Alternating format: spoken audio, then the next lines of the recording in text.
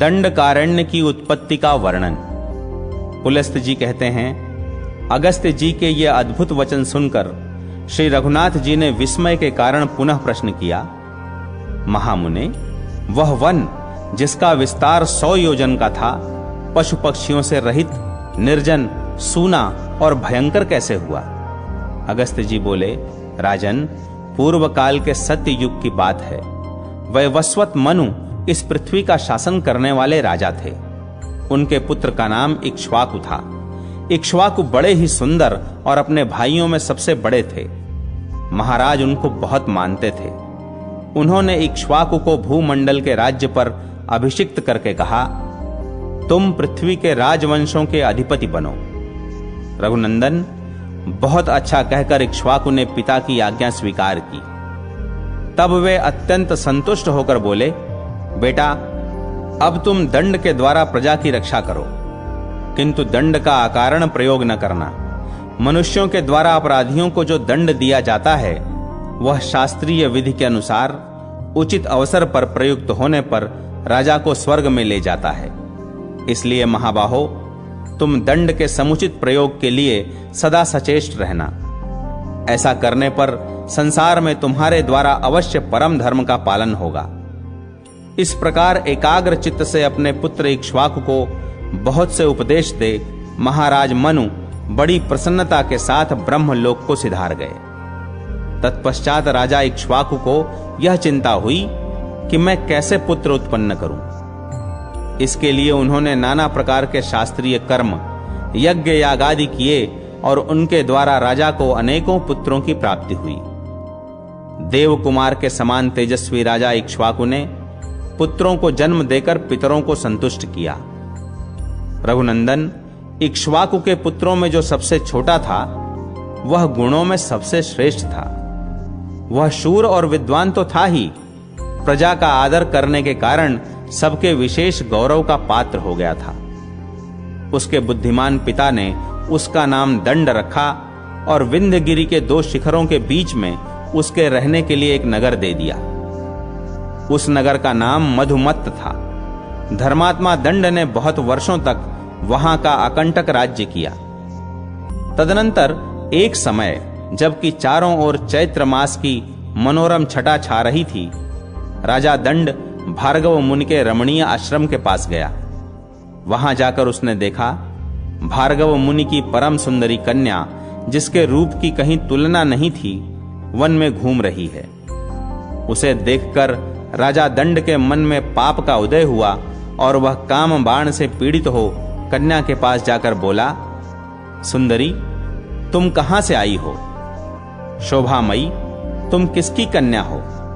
मैं काम से पीड़ित होकर तुमसे ये बातें पूछ रहा हूं। वरारोहे, मैं तुम्हारा दास हूं। सुंदरी, मुझ भक्त को अंगीकार करो। अर्जा बोली, राजेंद्र, आपको मालूम होना चाहिए कि मैं भार्गव वंश की कन्या हूं। पुण्यात्मा शुक्राचार्य की मैं ज्येष्ठ पुत्री हूं। मेरा नाम अर्जा है। पिताजी इस आश्रम पर ही निवास करते हैं। महाराज, शुक्राचार्य मेरे पिता हैं और आप उनके शिष्य हैं। अतः धर्म के नाते मैं आपकी बहन हूं। इसलिए आपको मुझसे ऐसी बात नहीं कहनी चाहिए। यदि दूसरे कोई दुष्ट पुरुष भी मुझ पर कुदृष्टि करें तो आपको सदा उनके हाथ से मेरी रक्षा करनी चाहिए। मेरे पिता बड़े क्रोधी और भयंकर हैं। वे अपने शाप से आपको भस्म कर सकते हैं। अतः नृपश्रेष्ठ, आप मेरे महातेजस्वी पिता के पास जाइए और धर्मानुकूल बर्ताव के द्वारा उनसे मेरे लिए याचना कीजिए। अन्यथा इसके विपरीत आचरण करने पर आप पर महान एवं घोर दुख आ पड़ेगा। मेरे पिता का क्रोध उमड़ जाने पर वे समूची त्रिलोकी को भी जलाकर खाक कर सकते हैं। दंड बोला, सुंदरी, तुम्हें पा लेने पर चाहे मेरा वध हो जाए अथवा वध से भी महान कष्ट भोगना पड़े, मुझे स्वीकार है। भीरु, मैं तुम्हारा भक्त हूं, मुझे स्वीकार करो। ऐसा कहकर राजा ने उस कन्या को बलपूर्वक बाहुपाश में कस लिया और उस एकांत वन में, जहां से कहीं आवाज भी नहीं पहुंच सकती थी, उसे नंगा कर दिया। बेचारी अबला उसकी भुजाओं से छूटने के लिए बहुत छटपटाई, परंतु फिर भी उसने स्वेच्छानुसार उसके साथ भोग किया। राजा दंड वह अत्यंत कठोरतापूर्ण और महाभयानक अपराध करके तुरंत अपने नगर को चल दिया तथा भार्गव कन्या अर्जा दीन भाव से रोती हुई अत्यंत उद्विग्न हो आश्रम के समीप अपने देवतुल्य पिता के पास आई। उसके पिता अमित तेजस्वी देवर्षि शुक्राचार्य सरोवर पर स्नान करने गए थे। स्नान करके वे 2 ही घड़ी में शिष्यों सहित आश्रम पर लौट आए। आश्रम पर आकर उन्होंने देखा अर्जा की दशा बड़ी दयनीय है, वह धूल में सनी हुई है। तुरंत ही सारा रहस्य उनके ध्यान में आ गया। फिर तो शुक्र को बड़ा रोष हुआ। वे तीनों लोगों को दग्ध सा करते हुए अपने शिष्यों को सुनाकर बोले, धर्म के विपरीत आचरण करने वाले अदूरदर्शी दंड के ऊपर प्रज्वलित अग्निशिखा के समान भयंकर विपत्ति आ रही है। तुम सब लोग देखना, वह खोटी बुद्धि वाला पापी राजा अपने देश, भृत्य, सेना और वाहन सहित नष्ट हो जाएगा। उसका राज्य 100 योजन लंबा चौड़ा है। उस समूचे राज्य में इंद्र धूल की बड़ी भारी वर्षा करेंगे। उस राज्य में रहने वाले स्थावर जंगम जितने भी प्राणी हैं, उन सब का उस धूल की वर्षा से शीघ्र ही नाश हो जाएगा। जहां तक दंड का राज्य है, वहां तक के उपवनों और आश्रमों में अकस्मात 7 रात तक धूल की वर्षा होती रहेगी। क्रोध से संतप्त होने के कारण इस प्रकार शाप दे महर्षि शुक्र ने आश्रमवासी शिष्यों से कहा, तुम लोग यहां रहने वाले सब लोगों को इस राज्य की सीमा से बाहर ले जाओ। उनकी आज्ञा पाते ही आश्रमवासी मनुष्य शीघ्रतापूर्वक उस राज्य से हट गए और सीमा से बाहर जाकर उन्होंने अपने डेरे डाल दिए। तदनंतर शुक्राचार्य अर्जा से बोले, ओ नीच बुद्धि वाली कन्या, तू अपने चित्त को एकाग्र करके सदा इस आश्रम पर ही निवास कर। यह 4 कोस के विस्तार का सुंदर शोभा संपन्न सरोवर है। अर्जे, तू रजोगुण से रहित सात्विक जीवन व्यतीत करती हुई 100 वर्षों तक यहीं रह। महर्षि का यह आदेश सुन अर्जा ने तथास्तु कहकर उनकी आज्ञा स्वीकार की। उस समय वह बहुत ही दुखी हो रही थी। शुक्राचार्य ने कन्या से उपर्युक्त बात कहकर वहां से दूसरे आश्रम के लिए प्रस्थान किया। ब्रह्मवादी महर्षि के कथनानुसार विंध्यगिरि के शिखरों पर फैला हुआ राजा दंड का समूचा राज्य 1 सप्ताह के भीतर ही जलकर खाक हो गया। तब से वह विशाल वन दंडकारण्य कहलाता है। रघुनंदन, आपने जो मुझसे पूछा था वह सारा प्रसंग मैंने कह सुनाया। अब संध्योपासन का समय बीता जा रहा है। ये महर्षिगण सब ओर जल से भरे घड़े लेकर अर्घ्य दे भगवान सूर्य की पूजा कर रहे हैं। आप भी चलकर संध्या वंदन करें। ऋषि की आज्ञा मानकर श्री रघुनाथ जी संध्योपासन करने के लिए उस पवित्र सरोवर के तट पर गए। तदनंतर आचमन एवं सायं संध्या करके श्री रघुनाथ जी महात्मा कुंभज के आश्रम में गए। वहां उन्होंने बड़े आदर के साथ अधिक गुणकारी फल मूल तथा रसीले साग भोजन के लिए अर्पण किए। नरश्रेष्ठ श्री राम ने बड़ी प्रसन्नता के साथ उस अमृत के समान मधुर भोजन का भोग लगाया और पूर्ण तृप्त होकर रात्रि में वहीं शयन किया।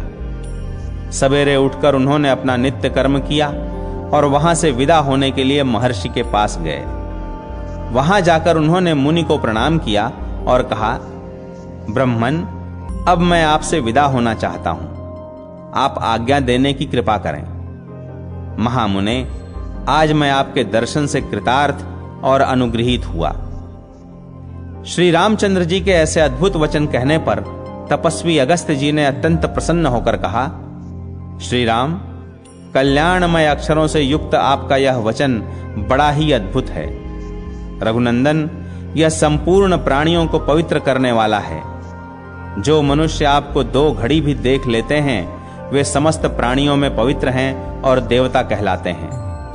रघुश्रेष्ठ, आप समस्त देहधारियों के लिए परम पावन हैं। आपका प्रभाव ऐसा ही है, जो लोग आपकी चर्चा करेंगे उन्हें भी सिद्धि प्राप्त होगी। आप इस मार्ग से शांत एवं निर्भय होकर जाइए और धर्म पूर्वक राज्य का पालन कीजिए, क्योंकि आप ही इस जगत के एकमात्र सहारे हैं। महर्षि के ऐसा कहने पर महाराज श्री रामचंद्र जी ने हाथ जोड़कर उन्हें प्रणाम किया तथा अन्यान्य मुनिवरों को भी, जो सबके सब तपस्या के धनी थे, सादर अभिवादन करके वे शांत भाव से सुवर्ण भूषित पुष्पक विमान पर चढ़ गए। यात्रा के समय मुनिगणों ने सब ओर से उन पर आशीर्वादों की वर्षा की। समस्त पुरुषार्थों के ज्ञाता श्री रघुनाथ जी दोपहर होते होते अयोध्या में पहुंचकर 7वीं ड्योढ़ी में उतरे। तत्पश्चात उन्होंने इच्छानुसार चलने वाले उस परम सुंदर पुष्पक विमान को विदा कर दिया। फिर महाराज ने द्वारपालों से कहा, तुम लोग फुर्ती से जाकर भरत और लक्ष्मण को मेरे आगमन की सूचना दो और उन्हें अपने साथ ही लिवा लाओ, विलंब न करना। द्वारपाल आज्ञा के अनुसार जाकर दोनों कुमारों को बुला ले आए। श्री रघुनाथ जी अपने प्रिय बंधु भरत और लक्ष्मण को देखकर बड़े प्रसन्न हुए और उन्हें छाती से लगाकर बोले, मैंने ब्राह्मण के शुभ कार्य का यथावत संपादन किया है। अब मैं प्रतिमा स्थापन, देवालय निर्माण आदि पूर्त धर्म का अनुष्ठान करूंगा। वीरो, मेरा कान्य कुब्ज देश में जाकर भगवान वामन की प्रतिष्ठा करने का विचार है।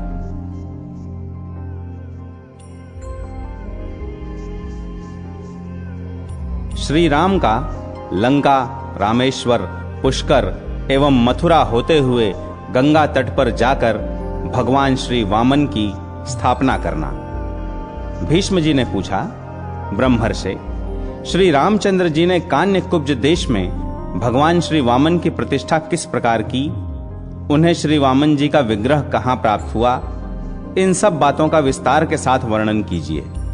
भगवान श्री रामचंद्र जी के कीर्तन से संबंध रखने वाली कथा बड़ी ही मधुर, पावन तथा मनोरम होती है। आपने जो यह कथा सुनाई है उससे मेरे हृदय और कानों को बड़ा सुख मिला है।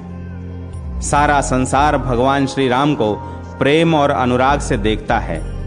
वे बड़े ही धर्मज्ञ थे। वे जब पृथ्वी का राज्य करते थे उस समय सभी वृक्ष फल और रस से भरे रहते थे। पृथ्वी बिना जोते ही अन्न देती थी। उन महात्मा का इस भूमंडल पर कोई शत्रु नहीं था। अतः मुनिवर, मैं उन भगवान श्री रामचंद्र जी का सारा चरित्र सुनना चाहता हूं। पुलस्त जी बोले, महाराज, धर्म के मार्ग पर स्थित रहने वाले श्री रामचंद्र जी ने कुछ काल के पश्चात जो महत्वपूर्ण कार्य किया उसे एकाग्र मन से सुनो। एक दिन श्री रघुनाथ जी मन ही मन इस बात का विचार करने लगे कि राक्षस कुलोत्पन्न राजा विभीषण लंका में रहकर सदा ही राज्य करते रहें, उसमें किसी प्रकार की विघ्न बाधा न पड़े, इसके लिए क्या उपाय हो सकता है? मुझे चलकर उन्हें हित की बात बतानी चाहिए जिससे उनका राज्य सदा कायम रहे। अमित तेजस्वी श्री रामचंद्र जी जब इस प्रकार विचार कर रहे थे उसी समय भरत जी वहां आए और श्री राम को विचार मग्न देख यूं बोले, देव, आप क्या सोच रहे हैं? यदि कोई गुप्त बात न हो तो मुझे बताने की कृपा करें। श्री रघुनाथ जी ने कहा, मेरी कोई भी बात तुमसे छिपाने योग्य नहीं है। तुम और महायशस्वी लक्ष्मण मेरे बाहरी प्राण हो। मेरे मन में इस समय सबसे बड़ी चिंता यह है कि विभीषण देवताओं के साथ कैसा बर्ताव करते हैं, क्योंकि देवताओं के हित के लिए ही मैंने रावण का वध किया था। इसलिए वत्स, जहां विभीषण हैं वहां मैं जाना चाहता हूं। लंकापुरी को देखकर राक्षस राज को उनके कर्तव्य का उपदेश करूंगा। भगवान श्री राम के ऐसा कहने पर हाथ जोड़कर खड़े हुए भरत ने कहा, मैं भी आपके साथ चलूंगा। श्री रघुनाथ जी बोले, महाबाहो, अवश्य चलो। फिर वे लक्ष्मण से बोले, वीर, तुम नगर में रहकर हम दोनों के लौटने तक इसकी रक्षा करना। लक्ष्मण को इस प्रकार आदेश देकर कौशल्या का आनंद बढ़ाने वाले श्री रामचंद्र जी ने पुष्पक विमान का स्मरण किया। विमान के आ जाने पर वे दोनों भाई उस पर आरूढ़ हुए। सबसे पहले वह विमान गांधार देश में गया। वहां भगवान ने भरत के दोनों पुत्रों से मिलकर उनकी राजनीति का निरीक्षण किया। इसके बाद पूर्व दिशा में जाकर वे लक्ष्मण के पुत्रों से मिले। उनके नगरों में 6 रातें व्यतीत करके दोनों भाई राम और भरत दक्षिण दिशा की ओर चले। गंगा यमुना के संगम स्थान प्रयाग में जाकर महर्षि भरद्वाज को प्रणाम करके वे अत्रि मुनि के आश्रम पर गए। वहां अत्रि मुनि से बातचीत करके दोनों भाइयों ने जनस्थान की यात्रा की। जनस्थान में प्रवेश करते हुए श्री रामचंद्र जी बोले, भरत, यही वह स्थान है जहां दुरात्मा रावण ने गृध्रराज जटायु को मारकर सीता का हरण किया था। जटायु हमारे पिताजी के मित्र थे। इस स्थान पर हम लोगों का दुष्ट बुद्धि वाले कबंध के साथ महान युद्ध हुआ था। कबंध को मारकर हमने उसे आग में जला दिया था। मरते समय उसने बताया कि सीता रावण के घर में है। उसने यह भी कहा कि आप ऋष्यमुख पर्वत पर जाइए, वहां सुग्रीव नाम के वानर रहते हैं, वे आपके साथ मित्रता करेंगे। यही वह पंपा सरोवर है जहां शबरी नाम की तपस्विनी रहती थी। यही वह स्थान है जहां सुग्रीव के लिए मैंने बाली को मारा था। वीर, वाली की राजधानी किष्किंधापुरी यह दिखाई दे रही है। इसी में धर्मात्मा वानर राज सुग्रीव अन्यान्य वानरों के साथ निवास करते हैं। सुग्रीव उस समय अपने सभा भवन में विराजमान थे। इतने में ही भरत और श्री रामचंद्र जी किष्किंधापुरी में जा पहुंचे।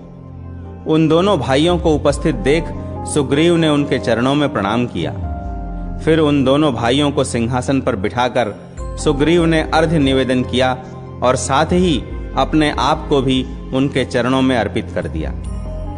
इस प्रकार जब परम धर्मात्मा श्री रघुनाथ जी सभा में विराजमान हुए, तब अंगद, हनुमान, नल, नील, पाटल और ऋक्षराज जाम्बवान आदि सभी वानरवीर सेनाओं सहित वहां आए। अंतःपुर की सभी स्त्रियां रुमा और तारा आदि भी उपस्थित हुईं। सबको अनुपम आनंद प्राप्त हुआ। सब लोग भगवान को साधुवाद देने लगे और सबने भगवान का दर्शन करके प्रेमाश्रुओं से गदगद हो उन्हें प्रणाम किया। सुग्रीव बोले, महाराज, आप दोनों ने किस कार्य से यहां पधारने की कृपा की है, यह शीघ्र बताइए। सुग्रीव के इस प्रकार पूछने पर श्री रामचंद्र जी की आज्ञा से भरत ने लंका यात्रा की बात बताई। तब सुग्रीव ने कहा, मैं भी आप दोनों के साथ राक्षस राज विभीषण से मिलने के लिए लंकापुरी में चलूंगा। सुग्रीव के ऐसा कहने पर श्री रघुनाथ जी ने कहा, चलो। फिर सुग्रीव, श्री राम और भरत ये तीनों पुष्पक विमान पर बैठे। तुरंत ही वह विमान समुद्र के उत्तर तट पर जा पहुंचा। उस समय श्री राम ने भरत से कहा, यही वह स्थान है जहां राक्षस राज विभीषण अपने 4 मंत्रियों को साथ लेकर प्राण बचाने के लिए मेरे पास आए थे। उसी समय लक्ष्मण ने लंका के राज्य पर उनका अभिषेक किया था।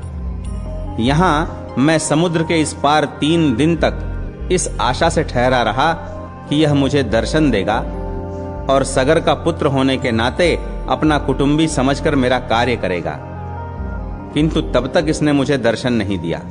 यह देखकर चौथे दिन मैंने बड़े वेग से धनुष चढ़ाकर हाथ में दिव्यास्त्र ले लिया।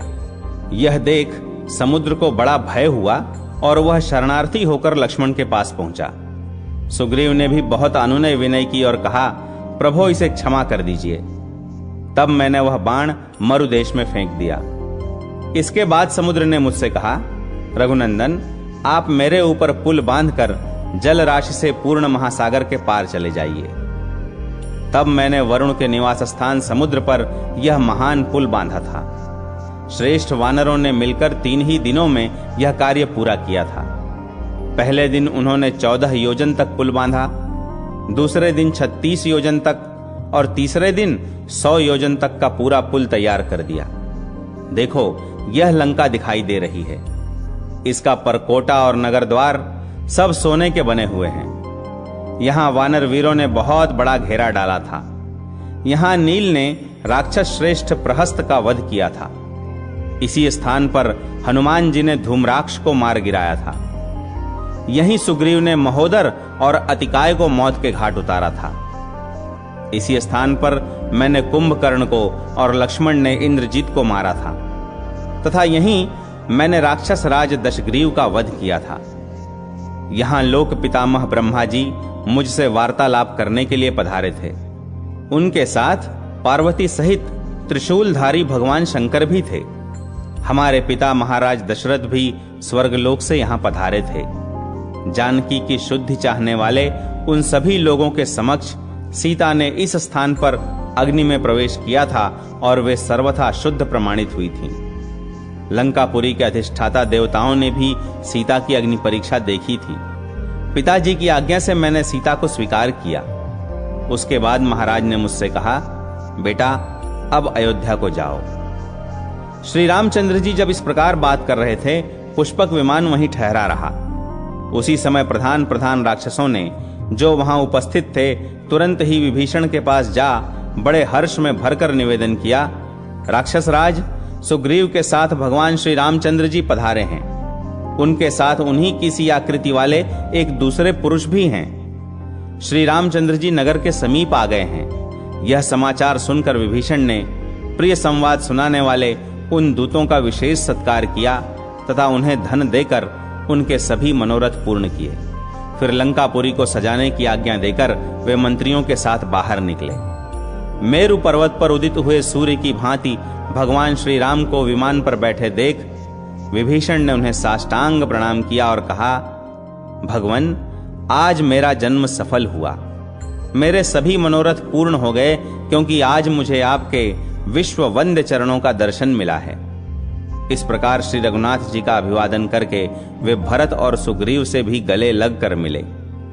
तदनंतर उन्होंने स्वर्ग से भी बढ़कर सुशोभित लंकापुरी में सबको प्रवेश कराया और सब प्रकार के रत्नों से सुशोभित रावण के जगमगाते हुए भवन में उन्हें ठहराया। जब श्री रामचंद्र जी आसन पर विराजमान हो गए, तब विभीषण ने अर्घ्य निवेदन करके हाथ जोड़कर सुग्रीव और भरत से कहा, यहां पधारे हुए भगवान श्री राम को भेंट करने योग्य कोई वस्तु मेरे पास नहीं है। यह लंकापुरी तो स्वयं भगवान ने ही त्रिलोकी के लिए कंटक रूप पापी शत्रु को मारकर मुझे प्रदान की है। यह पुरी ही नहीं, ये स्त्रियां, वे पुत्र तथा स्वयं मैं, यह सब कुछ भगवान की सेवा में अर्पित है। भगवान, आपको नमस्कार है, आप इसे स्वीकार करें। तदनंतर राजा विभीषण का मंत्रिमंडल और लंका के निवासी श्री रामचंद्र जी के दर्शन के लिए उत्सुक हो वहां आए और विभीषण से बोले, प्रभो, हमें श्री राम जी का दर्शन करा दीजिए। विभीषण ने महाराज श्री रामचंद्र जी से उनका परिचय कराया और श्री राम की आज्ञा से भरत ने उन राक्षस पतियों के द्वारा भेंट में दिए हुए धन और रत्न राशि को ग्रहण किया। इस प्रकार राक्षस राज के भवन में श्री रघुनाथ जी ने 3 दिन तक निवास किया। चौथे दिन जब श्री रामचंद्र जी राजसभा में विराजमान थे, राजमाता कैकसी ने विभीषण से कहा, बेटा, मैं भी अपनी बहुओं के साथ चलकर श्री रामचंद्र जी का दर्शन करूंगी, तुम उन्हें सूचना दे दो। ये महाभाग श्री रघुनाथ जी 4 मूर्तियों में प्रकट हुए सनातन भगवान श्री विष्णु हैं तथा परम सौभाग्यवती सीता साक्षात लक्ष्मी हैं। तुम्हारा बड़ा भाई उनके स्वरूप को नहीं पहचान पाया था। तुम्हारे पिता ने देवताओं के सामने पहले ही कह दिया था कि भगवान श्री विष्णु रघुकुल में राजा दशरथ के पुत्र रूप से अवतार लेंगे। वे ही दशग्रीव रावण का विनाश करेंगे। विभीषण बोले, मां, तुम श्री रघुनाथ जी के समीप अवश्य जाओ, मैं पहले जाकर उन्हें सूचना देता हूं। यों कहकर विभीषण जहां श्री रामचंद्र जी थे वहां गए और वहां भगवान का दर्शन करने के लिए आए हुए सब लोगों को विदा करके उन्होंने सभा भवन को सर्वथा एकांत बना दिया। फिर श्री राम के सम्मुख खड़े होकर कहा, महाराज, मेरा निवेदन सुनिए। रावण को, कुंभकर्ण को तथा मुझको जन्म देने वाली मेरी माता कैकसी आपके चरणों का दर्शन चाहती है। आप कृपा करके उसे दर्शन दें। श्री राम ने कहा, राक्षस राज, तुम्हारी माता मेरी भी माता ही हैं। मैं माता का दर्शन करने की इच्छा से स्वयं ही उनके पास चलूंगा। तुम शीघ्र मेरे आगे आगे चलो। ऐसा कहकर वे सिंहासन से उठे और चल पड़े। कैकसी के पास पहुंचकर उन्होंने मस्तक पर अंजलि बांध उसे प्रणाम करते हुए कहा, देवी, मैं आपको प्रणाम करता हूं। मित्र की माता होने के नाते आप धर्मतः मेरी माता हैं। जैसे कौशल्या मेरी माता हैं, उसी प्रकार आप भी हैं। कैकसी बोली, वत्स, तुम्हारी जय हो, तुम चिरकाल तक जीवित रहो। वीर, मेरे पति ने कहा था कि भगवान श्री विष्णु देवताओं का हित करने के लिए रघुकुल में मनुष्य रूप से अवतार लेंगे। वे रावण का विनाश करके विभीषण को राज्य प्रदान करेंगे। वे दशरथ नंदन श्री राम वाली का वध और समुद्र पर पुल बांधने आदि का कार्य भी करेंगे। इस समय स्वामी के वचनों का स्मरण करके मैंने तुम्हें पहचान लिया। सीता लक्ष्मी हैं, तुम श्री विष्णु हो और वानर देवता हैं। अच्छा बेटा, तुम्हें अमर यश प्राप्त हो। विभीषण की पत्नी सरमा ने कहा, भगवन, यहीं अशोक वाटिका में आपकी प्रिया श्री जानकी देवी की मैंने पूरे 1 वर्ष तक सेवा की थी। वे मेरी सेवा से यहां सुखपूर्वक रही हैं। परंतप मैं प्रतिदिन श्री सीता के चरणों का स्मरण करती हूं। रात दिन यही सोचती रहती हूं कि कब उनका दर्शन होगा। आप श्री जनक नंदिनी को अपने साथ ही यहां क्यों नहीं लेते आए? उनके बिना अकेले आपकी शोभा नहीं हो रही है। आपके निकट सीता शोभा पाती हैं और सीता के समीप आप। जब सरमा इस प्रकार बात कर रही थी, उस समय भरत मन ही मन सोचने लगे, यह कौन स्त्री है जो श्री रघुनाथ जी से वार्तालाप कर रही है? श्री रामचंद्र जी भरत का अभिप्राय ताड़ गए। वे तुरंत ही बोले, ये विभीषण की पत्नी हैं, इनका नाम सरमा है। ये सीता की प्रिय सखी हैं, वे इन्हें बहुत मानती हैं। इतना कहकर वे सरमा से बोले, कल्याणी, अब तुम भी जाओ और पति के गृह की रक्षा करो। इस प्रकार सीता की प्यारी सखी सरमा को विदा करके श्री राम ने विभीषण से कहा, निष्पाप विभीषण, तुम सदा देवताओं का प्रिय कार्य करना, कभी उनका अपराध न करना। तुम्हें देवराज के आज्ञानुसार ही चलना चाहिए। यदि लंका में किसी तरह कोई मनुष्य चला आए तो राक्षसों को उसका वध नहीं करना चाहिए, वरन मेरी ही भांति उसका स्वागत सत्कार करना चाहिए। विभीषण ने कहा, नरश्रेष्ठ, आपकी आज्ञा के अनुसार ही मैं सारा कार्य करूंगा। विभीषण जब इस प्रकार कह रहे थे, उसी समय वायु देवता ने आकर श्री राम से कहा, महाभाग, यहां भगवान श्री विष्णु की वामन मूर्ति है, जिसने पूर्व काल में राजा बलि को बांधा था। आप उसे ले जाएं और कान्यकुब्ज देश में स्थापित कर दें। वायु देवता के प्रस्ताव में श्री रामचंद्र जी की सम्मति जान विभीषण ने श्री वामन भगवान के विग्रह को सब प्रकार के रत्नों से विभूषित किया और लाकर भगवान श्री राम को समर्पित कर दिया। फिर उन्होंने इस प्रकार कहा, रघुनंदन, जिस समय मेघनाद ने इंद्र को परास्त किया था, उस समय विजय चिन्ह के रूप में वह इस वामन मूर्ति को इंद्रलोक से उठा लाया था। देवदेव, अब आप इन भगवान को ले जाइए और यथास्थान इन्हें स्थापित कीजिए। तथास्तु कहकर श्री रघुनाथ जी पुष्पक विमान पर आरूढ़ हुए।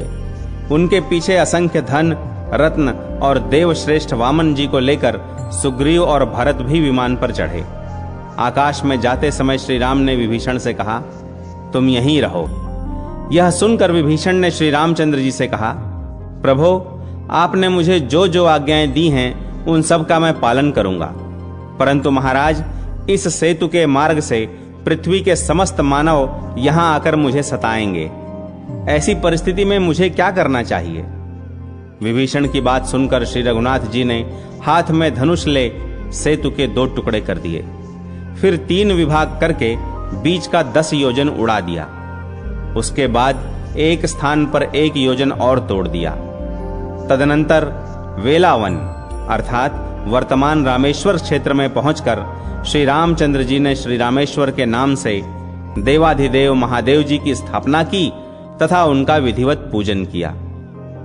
भगवान रुद्र बोले, रघुनंदन, मैं इस समय यहां साक्षात रूप से विराजमान हूं। जब तक यह संसार, यह पृथ्वी और यह आपका सेतु कायम रहेगा, तब तक मैं भी यहां स्थिरता पूर्वक निवास करूंगा। श्री राम ने कहा, भक्तों को अभय करने वाले देव देवेश्वर, आपको नमस्कार है। दक्ष यज्ञ का विध्वंस करने वाले गौरीपते, आपको नमस्कार है। आप ही शर्व, रुद्र, भव और वरद आदि नामों से प्रसिद्ध हैं। आपको नमस्कार है। आप पशुओं के स्वामी, नित्य उग्र स्वरूप तथा जटाजूट धारण करने वाले हैं, आपको नमस्कार है। आप ही महादेव, भीम और त्र्यंबक त्रिनेत्रधारी कहलाते हैं, आपको नमस्कार है। प्रजापालक, सबके ईश्वर, भग देवता के नेत्र फोड़ने वाले तथा अंधकासुर का वध करने वाले भी आप ही हैं, आपको नमस्कार है। आप नीलकंठ, भीम, वेधा, विधाता, ब्रह्मा जी के द्वारा स्तुत, कुमार कार्तिकेय के शत्रु का विनाश करने वाले, कुमार को जन्म देने वाले, विलोहित, धूम्र, शिव, क्रथन, नील शिखंड, शूली अर्थात त्रिशूलधारी, दिव्यशाई, उग्र और त्रिनेत्र आदि नामों से प्रसिद्ध हैं। सोना और धन आपका वीर्य है। आपका स्वरूप किसी के चिंतन में नहीं आ सकता। आप देवी पार्वती के स्वामी हैं। संपूर्ण देवता आपकी स्तुति करते हैं।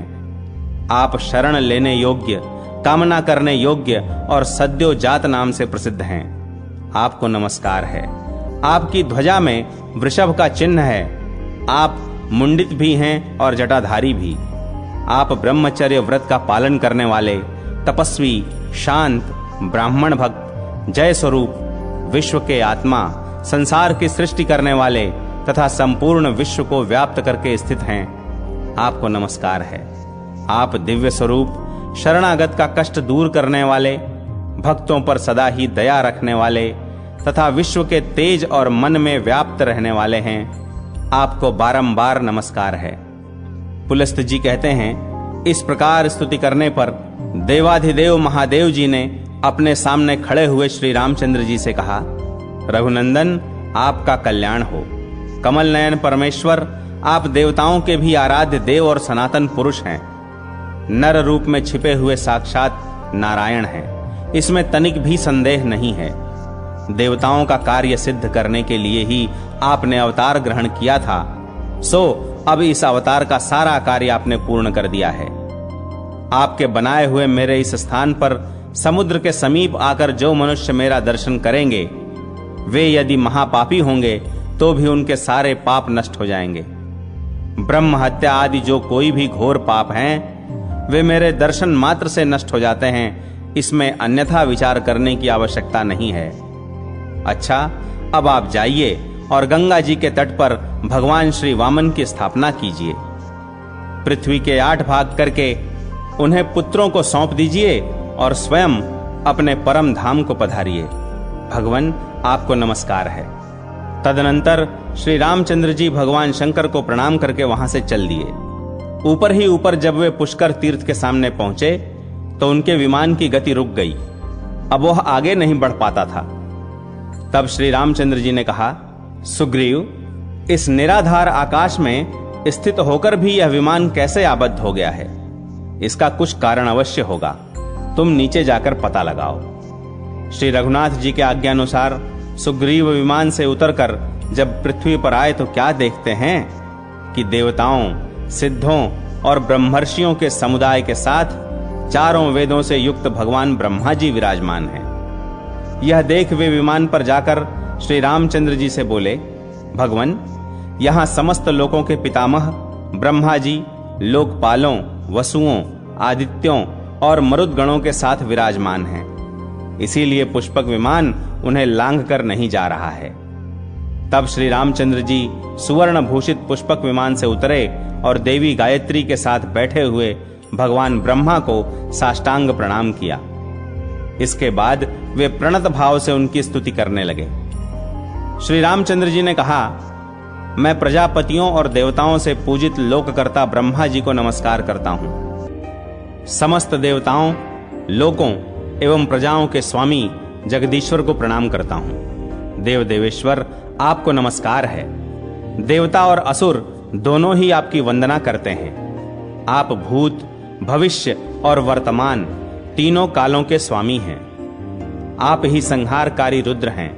आपके नेत्र भूरे रंग के हैं। आप ही बालक और आप ही वृद्ध हैं। गले में नीला चिन्ह धारण करने वाले महादेव जी तथा लंबे उदर वाले गणेश जी भी आपके ही स्वरूप हैं। आप वेदों के कर्ता, नित्य, पशुपति, जीवों के स्वामी, अविनाशी, हाथों में कुश धारण करने वाले, हंस से चिन्हित ध्वजा वाले, भोक्ता, रक्षक, शंकर, विष्णु, जटाधारी, मुंडित, शिखाधारी एवं दंड धारण करने वाले, महान यशस्वी, भूतों के ईश्वर, देवताओं के अधिपति, सबके आत्मा, सबको उत्पन्न करने वाले, सर्वव्यापक, सबका संहार करने वाले, सृष्टिकर्ता, जगत गुरु, अविकारी, कमंडल धारण करने वाले देवता, स्त्रुक स्त्रुआ आदि धारण करने वाले, मृत्यु एवं अमृत स्वरूप, पारियात्र पर्वत रूप, उत्तम व्रत का पालन करने वाले, ब्रह्मचारी, व्रतधारी, हृदय गुहा में निवास करने वाले, उत्तम कमल धारण करने वाले, अमर, दर्शनीय, बाल सूर्य के समान अरुण कांति वाले, कमल पर वास करने वाले, षड्विध ऐश्वर्य से परिपूर्ण, सावित्री के पति, अच्युत, दानवों को वर देने वाले, विष्णु से वरदान प्राप्त करने वाले, कर्मकर्ता, पापहारी, हाथ में अभय मुद्रा धारण करने वाले, अग्नि रूप मुख वाले, अग्निमय ध्वजा धारण करने वाले, मुनि स्वरूप, दिशाओं के अधिपति, आनंद रूप, वेदों की सृष्टि करने वाले, धर्मादि चारों पुरुषार्थों के स्वामी, वानप्रस्थ, वनवासी, आश्रमों द्वारा पूजित, जगत को धारण करने वाले, कर्ता, पुरुष, शाश्वत, ध्रुव, धर्माध्यक्ष, विरूपाक्ष, मनुष्यों के गंतव्य मार्ग, भूत भावन, ऋक, साम और यजुः इन तीनों वेदों को धारण करने वाले, अनेक रूपों वाले, हजारों सूर्यों के समान तेजस्वी, अज्ञानियों को, विशेषतः दानवों को मोह और बंधन में डालने वाले, देवताओं के भी आराध्य देव, देवताओं से बढ़े चढ़े, कमल से चिन्हित जटा धारण करने वाले, धनुर्धर, भीम रूप और धर्म के लिए पराक्रम करने वाले हैं। ब्रह्मवेत्ताओं में श्रेष्ठ ब्रह्मा जी की जब इस प्रकार स्तुति की गई, तब वे विनीत भाव से खड़े हुए श्री रामचंद्र जी का हाथ पकड़कर बोले, रघुनंदन, आप साक्षात श्री विष्णु हैं। देवताओं का कार्य करने के लिए इस पृथ्वी पर मनुष्य रूप में अवतीर्ण हुए हैं। प्रभो, आप देवताओं का संपूर्ण कार्य कर चुके हैं। अब गंगा जी के दक्षिण किनारे श्री वामन भगवान की प्रतिमा को स्थापित करके आप अयोध्यापुरी को लौट जाइए और वहां से परम धाम को सिधारिए। ब्रह्मा जी से आज्ञा पाकर श्री रामचंद्र जी ने उन्हें प्रणाम किया और पुष्पक विमान पर चढ़कर वहां से मथुरापुरी की यात्रा की। वहां पुत्र और स्त्री सहित शत्रुघ्न जी से मिलकर श्री रामचंद्र जी भरत और सुग्रीव के साथ बहुत संतुष्ट हुए। शत्रुघ्न ने भी अपने भाइयों को उपस्थित देख उनके चरणों में मस्तक नवाकर प्रणाम किया। उनके पांचों अंग, दोनों हाथ, दोनों घुटने और मस्तक धरती का स्पर्श करने लगे। श्री रामचंद्र जी ने भाई को उठाकर छाती से लगा लिया। तदनंतर भरत और सुग्रीव भी शत्रुघ्न से मिले। जब श्री रामचंद्र जी आसन पर विराजमान हुए, तब शत्रुघ्न ने फुर्ती से अर्घ्य निवेदन करके सेना, मंत्री आदि 8 अंगों से युक्त अपने राज्य को उनके चरणों में अर्पित कर दिया। श्री रामचंद्र जी के आगमन का समाचार सुनकर समस्त मथुरावासी, जिनमें ब्राह्मणों की संख्या अधिक थी, उनके दर्शन के लिए आए। भगवान ने समस्त सचिवों, वेद के विद्वानों और ब्राह्मणों से बातचीत करके 5 दिन मथुरा में रहकर वहां से जाने का विचार किया।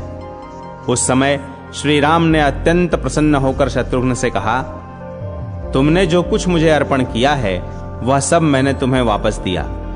अब मथुरा के राज्य पर अपने दोनों पुत्रों का अभिषेक करो। ऐसा कहकर भगवान श्री राम वहां से चल दिए और दोपहर होते होते गंगा तट पर महोदय तीर्थ पर जा पहुंचे।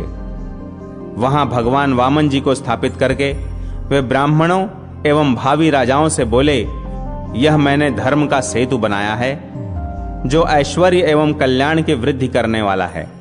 समयानुसार इसका पालन करते रहना चाहिए, किसी प्रकार इसका उल्लंघन करना उचित नहीं है।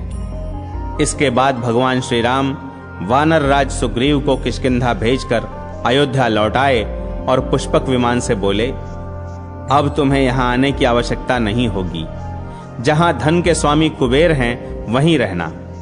तदनंतर श्री रामचंद्र जी संपूर्ण कार्यों से निवृत्त हो गए। अब उन्होंने अपने लिए कोई कर्तव्य शेष नहीं समझा। भीष्म, इस प्रकार मैंने श्री राम की कथा के प्रसंग से भगवान श्री वामन के प्राकट्य की वार्ता भी तुम्हें कह दी।